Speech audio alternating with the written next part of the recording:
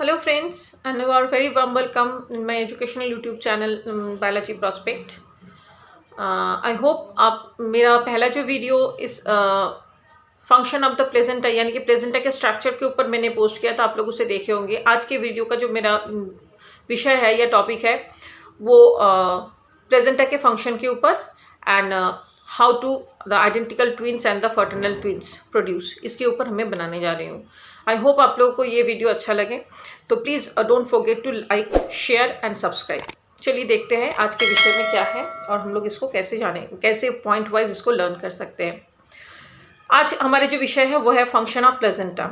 मेरे पिछले वीडियो में formation of placenta and develop of the embryo में हम लोग जान चुके हैं। उस वीडियो में मैंने कहा था कि after the fertilization zygote form होता है फेलोपियन ट्यूब में, एंड जाइगोट मोरुला फॉर्मेशन होने के बाद वो सेल डिवीजन होते होते ब्लास्टुला फॉर्मेशन होता है। ब्लास्टोलाइसिस प्रोसेस में वो यूटेरस के वॉल में आकर फिक्स हो जाते हैं, जहाँ पर उसको एक कवर जो एमिनोटिक कवर कहते हैं हम लोग, एमिनो कवर, वो कवर उसको घेर लेते हैं और वहाँ स्लोली वो ग्रो करने लगते हैं। और इस मोमेंट को उसे हम लोग एम्ब्रायो से फोटस में यानी कि फ्यूटस में हम लोग कन्वर्ट होते हुए देखते हैं। तो ये फ्यूटस जो स्लोली वहाँ पर ग्रो करते हैं, जिसके चारों ओर एक प्रोटीन लेयर होते हैं, इस लेयर को हम लोग बोलते हैं एमिनियोटिक लेयर। और वो एमिनियोटिक लेयर के अंदर में जो फ्लूइड होते हैं उसको हम लोग कहते हैं एमिनियोटिक फ्लूइड या फिर amino fluid, what ever it is.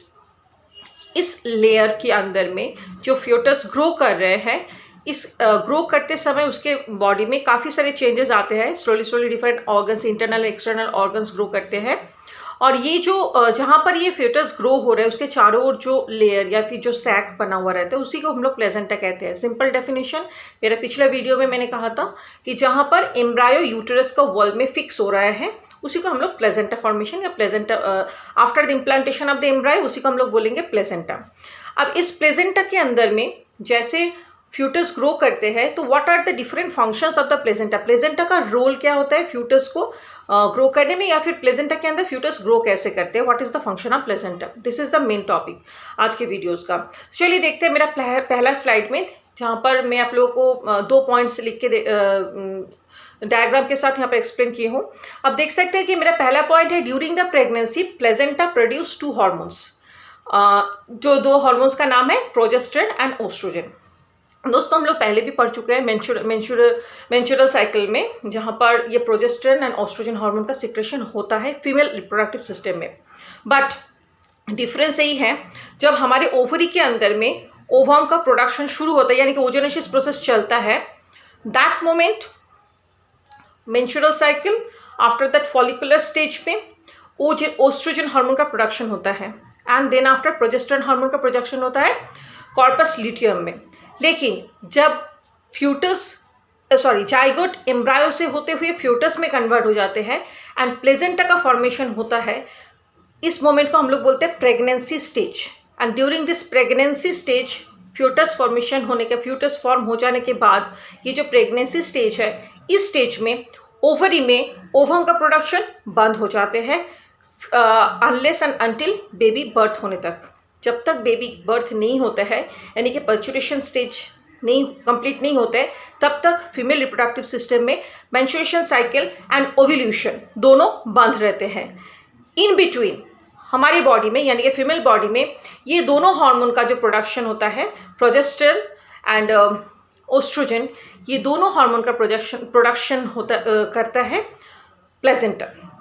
Placenta के अंदर ये दोनों प्रोडक्शन होते हैं, जिसका मेन फंक्शन होता है ओव्यूलेशन एंड मेंस्ट्रुएशन दोनों प्रोसेस को स्टॉप रखना during maturation period of foetus, और so called the period of complete development of the foetus till birth of the baby. अब फ्यूटस मैच्योर होना प्लेजेंटा के अंदर, इसके लिए कंप्लीट टाइमिंग जो लगता है वो होता है 280 डेज, यानी कि अगर हम मंथ और डेज में उसको डिवाइड करते हैं तो वो होता है 9 मंथ 10 डेज। ये 9 मंथ 10 डेज ये जो टाइमिंग होता है इसको हम लोग बोलते हैं गेस्टेशन पीरियड। यानी कि सिंपल वर्ड, अगर क्वेश्चन आता है what is gestation period, answer होगा the period of complete development of the foetus. Foetus का कंप्लीट डेवलपमेंट मतलब एक फ्यूटस मैच्योर होने तक, कंप्लीट डेवलपमेंट होने तक, उसका different internal external organs everything complete होने तक, वो जब तक मदर्स वोम में उस प्लेजेंटा के अंदर स्टे करते हैं, उस पीरियड को हम लोग बोलते हैं गेस्टेशन पीरियड।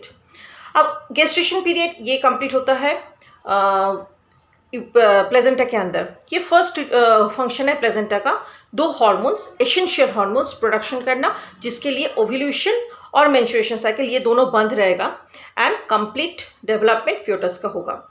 सेकेंड फंक्शन होता है प्लेजेंटा का oxygen and the essential nutrients. What is essential nutrients? तीन तरह के एसेंशियल न्यूट्रिएंट्स का जरूरत पड़ते हैं हम लोगों को, यानी कि कोई भी लिविंग सेल को ग्रो करने के लिए। फर्स्ट होता है कार्बोहाइड्रेट, सेकंड होता है प्रोटीन एंड थर्ड होता है mineral salts. Okay, fats normally growth के लिए रिस्पॉन्सिबल नहीं है, एक्स्ट्रा एनर्जी को स्टोर करते हैं, लेकिन एक फ्यूटस को ग्रोथ करने के लिए फर्स्ट जरूरत पड़ता है कार्बोहाइड्रेट एंड सेकंड होता है एमिनो एसिड्स। और दोनों का बेसिक यूनिट है, कार्बोहाइड्रेट का यूनिट है आपका ग्लूकोज एंड प्रोटीन्स का यूनिट होता है एमिनो एसिड। ये दोनों essential, protein, glucose and amino acids, and इसके साथ सॉल्ट्स एंड मिनरल्स जो इम्यूनिटी सिस्टम को इंक्रीज करते हैं। ये तीनों जो चीज ये बहुत ही एसेंशियल होते हैं फ्यूटस के डेवलपमेंट में।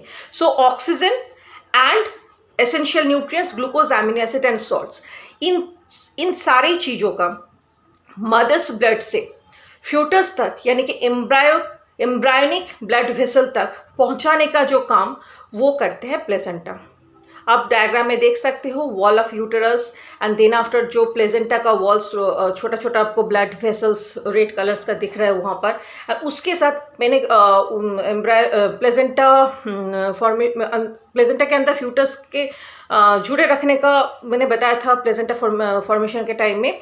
वो जो रेड कलर का अम्बिलिकल कॉर्ड आपको दिख रहा है, वो red colour umbilical cord placenta को फ्यूटस के साथ या फिर बोल सकते हैं प्लेजेंटा के यूटेरस के साथ जोड़ते हैं, यानी कि मदर्स ब्लड को एम्ब्रायनिक ब्लड वेसल से जोड़ते हैं। तो ये सारी चीज़ जो मदर्स ब्लड से एम्ब्रायनिक ब्लड में सप्लाई होगा, ट्रांसफर होगा, ये काम प्लेजेंटा करते हैं। तो दो काम करते हैं, एक हो गया दोनों हार्मोन का प्रोडक्शन, एक हो गया ऑक्सीजन एंड एसेंशियल न्यूट्रिएंट्स का सप्लाई मदर्स ब्लड से फ्यूटस में, जो प्लेजेंटा करते हैं।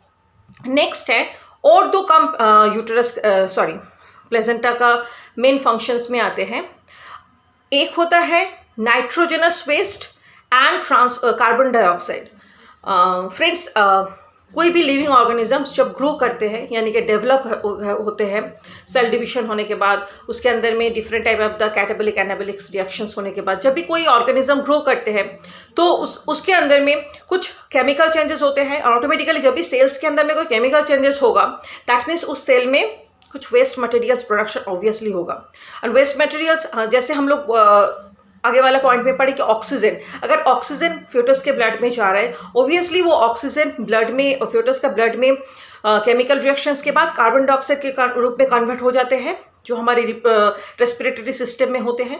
एंड सेम प्रोसेस में जब एसेंशियल मटेरियल्स फ्यूटस के ब्लड में एंटर कर रहे हैं, तो वो भी एनाबोलिक रिएक्शन, कैटाबोलिक रिएक्शन में पार्टिसिपेट करके उसको फ्यूटस को डेवलप करते समय में कुछ nitrogenous waste, urea, uric acid, excretory system में मैंने नाइट्रोजनस वेस्ट के बारे में आप लोगों को एक्सप्लेन किया है। आई होप आप लोग देख चुके हो, तो आप लोग अच्छी तरह समझ में आएगा। सो ये जो नाइट्रोजनस वेस्ट है, इसको हम लोग एक्सक्रीटरी वेस्ट भी बोल सकते हैं। तो प्लेजेंटा जो है फ्यूटस के बॉडी में nitrogenous waste and carbon dioxide, ये दोनों जो वेस्ट है जो कि टॉक्सिन के काम करते हैं कोई भी लिविंग ऑर्गेनिजम्स का बॉडी में, इसको बाहर निकालने में, यानी कि बॉडी फ्यूटस के बॉडी से रिमूव करने में हेल्प करते हैं।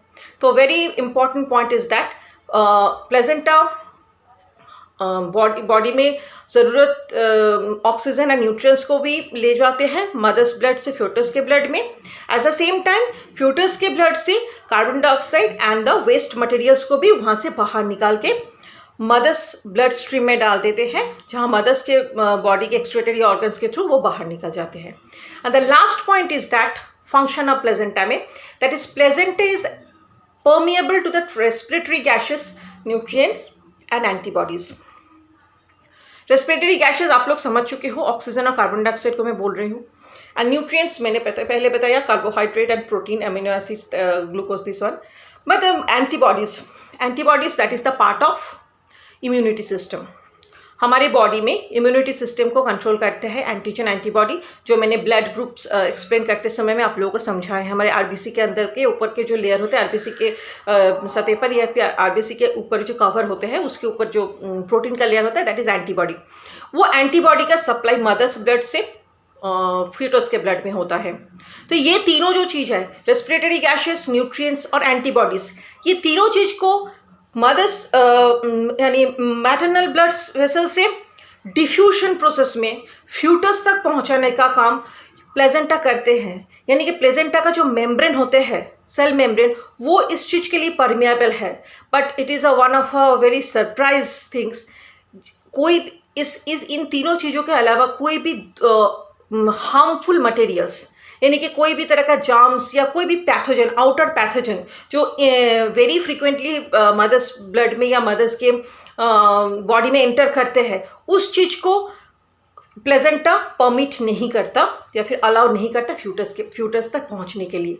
Only one and only virus that is HIV virus, human immuno virus, जो हमारे इम्यूनिटी सिस्टम को डिस्टर्ब करते हैं, वही एक वायरस है जहां मदर अगर पहले से उस वायरस से यानी कि HIV वायरस से अफेक्टेड है, यानी कि मदर्स का ब्लड पहले से ही इन्फेक्टेड है HIV वायरस से, सिर्फ इन दैट ऑफ केस फ्यूटस भी इन्फेक्टेड होगा HIV वायरस से। That is the reason pregnancy time में ऑस्ट्रेलियन HIV टेस्ट होता है हमेशा, जो कि एक मतलब बोल सकते हैं एक मार्जिन है different type of the test के लिए।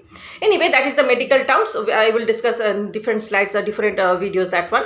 ओके, तो इस स्लाइड में हम लोग जाने 4 फंक्शंस। पहला हो गया आपका प्लेजेंटा कवर करते हैं फ्यूटस को। सेकंड में हम लोग जाने कि वो एसेंशियल न्यूट्रिएंट्स ऑक्सीजन सप्लाई करते हैं। थर्ड में placenta carbon dioxide and nitrogenous waste को बॉडी से निकालते हैं। ओके, एंड फोर्थ है जो प्लेजेंटा फ्यूटस को प्रोटेक्शन देते हैं आउटसाइड पैथोजन से अफेक्टेड होने में। तो ये जो 4 different type of the functions है, ये चारों फंक्शंस है प्लेजेंटा के मेन फंक्शंस में आते हैं। ओके, तो आज के वीडियो में हम लोग जाने what is the function of placenta. इसके बाद हमारे जो सेकंड टॉपिक है वो आज का video, that is the process of पर्चुरेशन। Okay, पर्चुरेशन process means child birth, कैसे एक बेबी मदर्स वूम से बाहर निकलते हैं। यानी कि मैंने अभी जो कहा gestation period that is 280 days का गेस्टेशन पीरियड, 9 months 10 days, ये गेस्टेशन पीरियड जैसे कंप्लीट हो जाएगा, बेबी कंप्लीट मैच्योर डेवलप हो जाएगा, and this is the naturally कोई भी मैमल्स का, not only human, all the mammals, I am talking about all the mammals की बॉडी से वो बेबी बाहर निकलते हैं। एंड ऑब्वियसली बेबी का जो हेड होते हैं प्लेजेंटा के अंदर, उसका पोजीशन हमेशा फीमेल सर्विक्स के तरफ होता है, यानी कि सर्विक्स के थ्रू, वेजाइना के थ्रू वो बाहर निकलते हैं। अब क्वेश्चन है हमारे जो प्रोसेस ऑफ ह्यूमन पर्चुरेशन प्रोसेस है, इसको हम लोग वेरी इजी वे में, मैंने इसको 8 डिफरेंट स्टेज में डिवाइड किया विद डायग्राम, जो मैं आपके साथ अभी शेयर कर रही हूँ। आई होप आप लोगों को इससे समझने में आसानी होगा। हालांकि ये प्रोसेस कॉम्प्लिकेटेड है, इसके ऊपर दूसरे वीडियो बन सकते हैं। तो इस वीडियो के थ्रू हम लोग इतना जानेंगे कि वेरी सिंपल वे में कि नॉर्मली बेबीज बाहर कैसे आता है आफ्टर द गेस्टेशन पीरियड। तो चलिए देखते हैं पहला पॉइंट क्या है। The uterus undergoes rhythmic construction that is called labour pen. जैसे बेबी मैच्योर हो जाएंगे और उसका गेस्टेशन पीरियड खत्म होने का टाइम होगा, in that particular time one of a pain that's called labour pain, ये पेन स्टार्ट होता है मदर्स बॉडी के अंदर में। एंड ये पेन स्टार्ट होने का रीजन है बेबी बाहर आने की कोशिश करते हैं बॉडी से। ओके, बिकॉज इसके बाद जैसे बेबी का हेड पोर्शन, सबसे नॉर्मल डिलीवरी में, नॉर्मल कंडीशन में बेबीज बाहर निकलते हैं सर्विक्स यानी कि वेजिना के ऊपर वाला पोर्शन जो वेजिना को और यूटेरस को जोड़ते हैं, मेन पोर्शन सर्विक्स के मीडियम से। तो इन that of the cases first layer जो होते हैं, जिस प्लेजेंटा के जिस लेयर के अंदर में बेबी यानी कि फ्यूटस ग्रो करते हैं, उस फ्यूटस का जो पहला लेयर होता है वो है amnion. So first during labour pain amnion जो है वो बर्स्ट कर जाता है, यानी कि फट जाता है वो लेयर। तो ऑटोमेटिकली व्हेन द एमिनियन लेयर फट गया, तो एमिनियन लेयर के अंदर में जो फ्लूइड, एमिनियोटिक फ्लूइड जो रहते हैं, जो जिस पानी में, जिस लिक्विड सरफेस में बेबी फ्लोट करते रहते हैं मदर्स वूम में, वो लिक्विड पहले बाहर आ जाते हैं।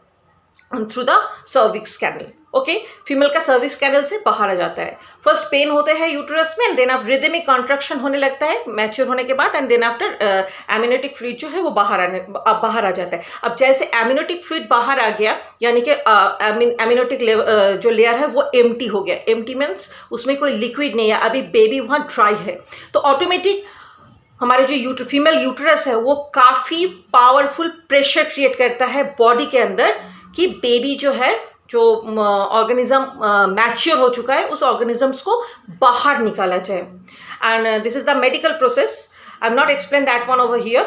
सो मेडिकल प्रोसेस में वो जो बेबी बाहर निकलने का उसमें काफ़ी पेन होता है, and mother and doctor both कोशिश करते हैं कि बेबी को बेबी को नहीं, यूट्रस को किसी तरह एक्सपेल किया जाए मदर्स वोम के अंदर से। जैसे यूट्रस एक्सपेल होने लगते हैं एंड वही सर्विक्स के थ्रू यूट्रस बाहर आने लगते हैं।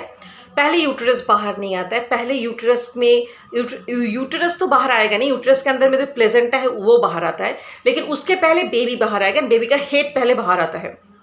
क्लियर? फर्स्ट बेबी का हेड बाहर आता है, and then after when baby को वहाँ से जब डिस्चार्ज कर लिया जाता है, first cry of baby, first cry of any human beings, this is very important.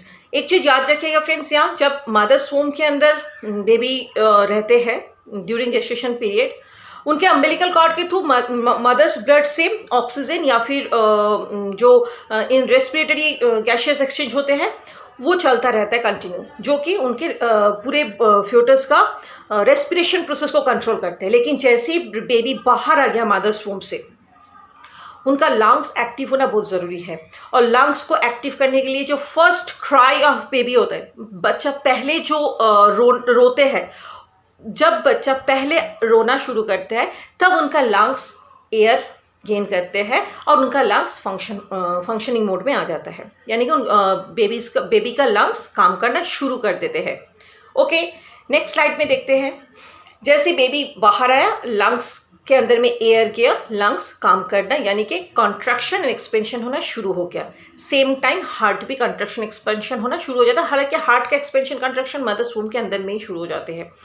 अब बेबी एयर उसके बॉडी के अंदर जैसे चला गया, by process lungs normally inside the mother's womb lungs active नहीं रहते, in the lungs by process close रहते हैं, लेकिन जैसे एयर उसके अंदर में जाता है तो लंग्स के अंदर में भी ब्लड फ्लो होना शुरू हो जाता है, जो कि अंटिल डेथ तक कोई भी मैमल्स लिविंग ऑर्गेनिजम्स का, वो लिविंग ऑर्गेनिज्म नहीं, सॉरी मैमल्स के, because all the living organisms are not continue the sexual reproduction. Sexual reproduction में प्रोड्यूस होने वाला कोई लिविंग ऑर्गेनिज्म, स्पेशली मैमल्स में, ये प्रोसेस टिल डेथ तक चलते रहता है। जब तक जिंदा हो तब तक ये हमारे लंग्स का, हार्ट का कॉन्ट्रैक्शन एक्सपेंशन चलता रहता है, और ये प्रोसेस शुरू होता है फर्स्ट मदर्स वूम से बाहर आने तक है। एंड देन आफ्टर जैसे बेबी बाहर आ गया, आपको पिक्चर में मेरे स्लाइड में दिख रहा है, बेबी की जो प्लेजेंटा है वो सिकुड़ जाता है ऑटोमेटिकली। जब एमिनोटिक फ्लूइड्स बाहर आ गया, बेबी बाहर आ गया, तो बेबी के अंदर में जो जिस फोल्डर यानी कह सकते हैं कि जिस सैक के अंदर में बेबी था वो एम्प्टी हो गया, तो वो सिकुड़ जाते हैं। और अम्बिलिकल कॉर्ड यानी कि मदर्स वूम के साथ यूटेरस को as well as the foetus को जो जोड़ के रखा अम्बिलिकल कॉर्ड होते हैं, वो कॉर्ड भी बेबी के साथ ही बाहर आते हैं। आफ्टर सर्जरी उसको डिस्चार्ज कर दिया या फिर उसको काट के टाई अप कर दिया जाता है। एंड जैसे ही बेबी डिस्चार्ज हो जाता है, कुछ घंटे या फिर अप्रॉक्सीमेटली कुछ घंटे के अंदर में ही फीमेल बॉडी में एक पिट्यूटरी ग्लैंड में प्रोलैक्टिन नाम का एक हार्मोन का सिक्रेशन होना शुरू होते हैं, जो हार्मोन प्रोवोकेट करती है, या फिर जो हार्मोन एक्चुअली मदर्स बॉडी में मिल्क, ब्रेस्ट मिल्क का प्रोडक्शन शुरू करते हैं। और इसीलिए डॉक्टर हमेशा ये सजेस्ट करते हैं कि फर्स्ट 6 मंथ्स जो है बेबी को ब्रेस्ट फीडिंग कराने की, क्योंकि ये जो मिल्क मतलब मदर्स मिल्क होता है, ये काफ़ी बहुत ही ज़्यादा न्यूट्रिएंट से भरे हुए रहते हैं, जो बेबी के ग्रोथ के लिए बिल्कुल परफेक्ट है। चलिए, तो ये हो गया प्रोसेस ऑफ पर्चुरेशन। अब हम लोग जानते हैं नेक्स्ट स्लाइड में हाउ ट्विंस ऑकर्स। सो हम लोग देखें वेरियस डिफरेंट स्लाइड्स में, डिफरेंट वीडियोस में मैंने एक्सप्लेन आप लोगों को किया। जाइगोट फॉर्मेशन होते हैं, ओवम एंड स्पर्म का फ्यूजन होता है फेलोपियन ट्यूब में, and then after embryo formation होता है, एम्ब्रायो यूट्रस वॉल में जाते हैं, फिक्स होते हैं, प्लेजेंट फ्यूटस फॉर्म करते हैं। तो ये सारा प्रोसीजर एक्सप्लेन करने के बाद कभी नहीं, ये these are very natural things. Normally males में हम लोग देखते हैं कि ह्यूमन की बात कर रही हूँ मैं, एक ही ओवम एक स्पर्म से फर्टिलाइज्ड होकर सिंगल बेबी का प्रोडक्शन करते हैं। लेकिन कभी कभी ये देखा जाता है कि एक ह्यूमन के बॉडी में एक टाइम में 2 बेबीज भी कैरी होते हैं उनका प्लेजेंटा में। तो ये 2 बेबीज 2 टाइप पे, 2 क्लास में हम लोग मेडिकली इसको 2 क्लास में हम लोग डिवाइड कर सकते हैं। और इसका रीज़न क्या है वही मैं अभी एक्सप्लेन करूंगी इस वीडियो में। इसका 2 टाइप्स ऑफ इसको हम लोग ट्विंस कहते हैं, यानी कि एक ओवम अगर 2 बेबीज को प्रोड्यूस करते हैं, यानी कि ट्विंस, जुड़वा जिसको हम लोग कहते हैं हिंदी वर्ड में। सो दिस ट्विंस का ये ट्विंस प्रोडक्शन होता कैसे है, और इसमें 2 तरह का ट्विंस के बारे में आज हम लोग जानेंगे। एक है आपका आइडेंटिकल ट्विंस, एक है नॉन आइडेंटिकल ट्विंस और the fraternal twins. So identical twins के बारे में पहले जान कर लेते हैं, जो कि मदर्स वूम के अंदर नॉर्मली इन जनरल एक ही ओजेनेसिस प्रोसेस, यानी कि एक ओव्यूल्यूशन प्रोसेस में 1 टाइम ही ओवम निकलते हैं, एक ही ओवम फर्टिलाइज्ड होते हैं 1 स्पर्म से। हालांकि sperms million of the trillion sperms रहते हैं, स्पर्म्स का कमी नहीं होते हैं ड्यूरिंग द फर्टिलाइजेशन टाइम में, लेकिन एक ही स्पर्म फर्टिलाइज करते हैं ओवम को। 1 ओवम अगर फर्टिलाइज होते हैं एक स्पर्म के थ्रू, तो एक ही बेबी उस पूरे प्लेजेंटा के अंदर में रहते हैं। लेकिन बाई चांस कभी कभी ऐसा होते हैं कि ओवम एक रहते हैं, फर्टिलाइजेशन भी एक ही स्पर्म करते हैं, लेकिन जब after formation of the zygote, मेरी बात को थोड़ा सा ध्यान से सुनिएगा, आफ्टर फॉर्मेशन यानी कि फर्टिलाइजेशन हो गया, आपका जो जेनेटिकल मटेरियल एक्सचेंज वो कंप्लीट हो गया, होने के बाद जब जाइगोट फॉर्म हुआ, तो फर्स्ट सेल, सिंगल सेल, हमारे लाइफ का जो सिंगल सेल मदर्स वूम में जाइगोट फॉर्म होने के बाद हम लोग देखिए डे 4 में, आफ्टर फर्टिलाइजेशन डे 4 में मरूला फॉर्मेशन होते हैं, देन डे 6 या डे 8 में ब्रस्टुलेशन होते हैं। तो ये जो फॉर्मेशन होते हैं, मैंने पहले वीडियो में बताया, ये नथिंग, ये सेल का कंटिन्यूअस डिविजन, यानी कि मिटोसिस डिविजन हो जाने के बाद मियोसिस डिविजन हो जाने के बाद माइटोसिस डिविजन के टाइम में जब सेल डिविजन होना शुरू होता है जाइगोट में, इन दैट ऑफ द केस अगर एक जाइगोट 2 बार स्प्लिट होते हैं या फिर डिवाइड हो जाते हैं, और दोनों डिवीजन में ही, जैसे मैं जो स्लाइड आपके सामने भी रखी है उस पर बहुत ही क्लीन दिख रहा है, मोनोजाइगोटिक कंडीशन में एक ओवम को एक स्पर्म स्प्लिट किया और फर्टिलाइज्ड किया, उसके बाद जो जाइगोट है वो स्प्लिट होने के बाद दोनों डिफरेंट जाइगोट, यानी कि दोनों डिफरेंट एम्ब्रायो फॉर्म कर रहे हैं। क्लियर? जाइगोट एक है, स्प्लिट जैसे हो गया जाइगोट, यानी कि सेल डिवीजन होकर वो सेपरेट हो गया। अब दोनों जो अलग अलग एक वो जेनेटिकली आइडेंटिकल है, यानी कि दोनों का सेक्स एक ही होगा, या तो मेल या फिर फीमेल। आइडेंटिकल ट्विंस में सेक्स में डिफर नहीं होगा दोनों का, दोनों डिवाइड हो गए, जेनेटिकली दोनों एक जैसा होगा, उन लोग का हैबिट, उन लोग का मतलब जेनेटिकली आइडेंटिकली ट्विंस जो होते हैं उन लोग का हैबिट, उन लोग का एटीट्यूड, नेचर ऑलमोस्ट सिमिलर होते हैं, even facial expression these are also almost similar होते हैं। इसलिए होते हैं क्योंकि एक से जाइगोट फॉर्मेशन के टाइम वो लोग स्प्लिट होके दोनों आइडेंटिकल एम्ब्रायो क्रिएट करे। अब दोनों एम्ब्रायो जो है वो अलग अलग से सेल डिविजन करके नया बॉडी ग्रो कर रहे हैं। लेकिन मजे की बात यह है कि दोनों एम्ब्रायो सेपरेट तो हो गया, जब प्लेजेंटा के एम्ब्रायो से जब फ्यूटस फॉर्म होगा या प्लेजेंटा के अंदर, यानी कि जब वो यूटरस में जाके फिक्स होगा, तब वो अपना जो प्लेजेंटा है वो सिंगल प्लेजेंटा में ही वो लोग रहते हैं, यानी कि एक ही प्लेजेंटा के अंदर में दोनों शेयर करते हैं प्लेजेंटा को। क्लियर? दोनों अलग अलग एम्ब्रायो यूटरस के वॉल में जाके फिक्स हो रहा है, और फिक्स होने के बाद एक ही प्लेजेंटा के अंदर में दोनों ग्रो कर रहे हैं सेपरेटली। क्लियर?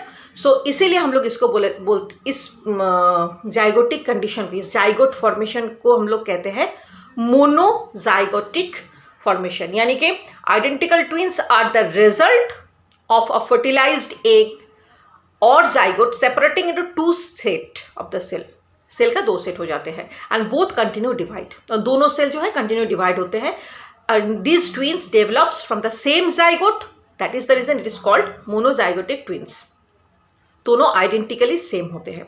क्लियर? जो फर्स्ट पिक्चर या मोनोजाइगोटिक पिक्चर में देख रहे हैं। अब जो सेकेंड पार्ट है, चलिए देखते हैं सेकेंड पार्ट में। Yes, that is fraternal twins. इसको नॉन आइडेंटिकल ट्विंस भी बोला जाता है। इसमें क्या होते हैं, इसमें थोड़ा सा डिफरेंट इसलिए क्योंकि मोनोजाइगोटिक में एक ही ओवम एक ही स्पर्म फ्यूज कर रहे हैं एंड स्प्लिट कौन कर रहे हैं, जाइगोट स्प्लिट कर रहे हैं।